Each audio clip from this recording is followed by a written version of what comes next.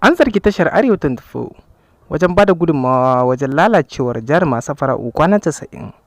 Mai sauraro cikakken bayani na zuwar maka tare da mu a wannan channel. Shahararriyar jarumar masana'antar Kannywood ɗinnan wanda a yanzu ta koma waƙar gambarar zamani, Safiya wadda aka fi sani da Safara'u kwana 90. Shahararriyar jarumar masana'antar Kannywood ɗinnan ma'ana Rahama Sadau, bayan zantawa da ita da aka yi a shafin Netflix da ke kan Instagram, ta bayyana cewa Arewa 24 ta ba da babbar gudunmawa wajen lalacewar wannan shahararriyar jaruma ma'ana Safara'u kwana 90, domin kuwa dalilin nata da ta faɗi ya ƙara da cewa shahararriyar jarumar ta faɗi cewa duk wanda ya aikata wani laifi ƙarami ko babba, idan matuƙar ana so ya gyara, jan shi ya kamata ya yi a jiki ba wai a watsar da shi a wofantar da shi ba. Wannan babban dalili kaɗai ka iya sa mutum ya shiga wani yanayi na daban da kuma zai iya aikata wasu abubuwan da dama ba zai iya aikatawa ba. Don haka jarumar ta ƙara da cewa ita tabbas tana ganin laifin Arewa 24 da ba su gargaɗe wannan jaruma kuma sun ja ta a jiki kuma sun mata nasiha da sauran addu'o'i da abubuwa da ya kamata ba. Da suka bar ta tana watan gaririya da hakan na haifar da cewa har ta fara wasu ɗabi'u da bai kamata ba a halin yanzu.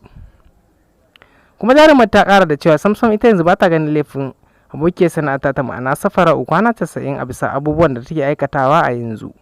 Domin kuwa dukkan wani mutum da ya shiga hali makamancin wanda wannan jaruma ta shiga ma'ana Safara'u kwana 90 zai iya aikata abin da ta aikata kuma fiye da haka. Domin haka kuwa ita ba ta ganin laifin wannan abokiyar sana'ar ta.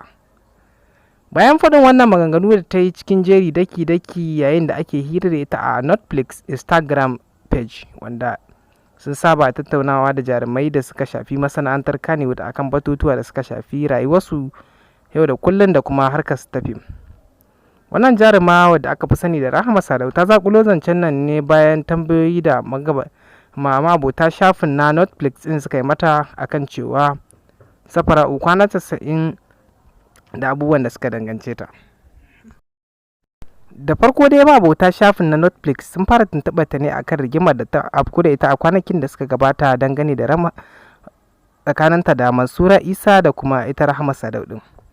Yayin da suka yi mata tambayar cewa me asalin rigima da musabbabin da ya haɗa su rigima akan wannan dalili, suka fara tambayar ta, inda ta kare baki ta ce cewa an sata ƙungiyar da ake kamfen ɗin Bola Ahmed Tinubu ne ba tare da saninta ba. Wannan ne abin da ya haifar da rashin fahimta a tsakaninsu.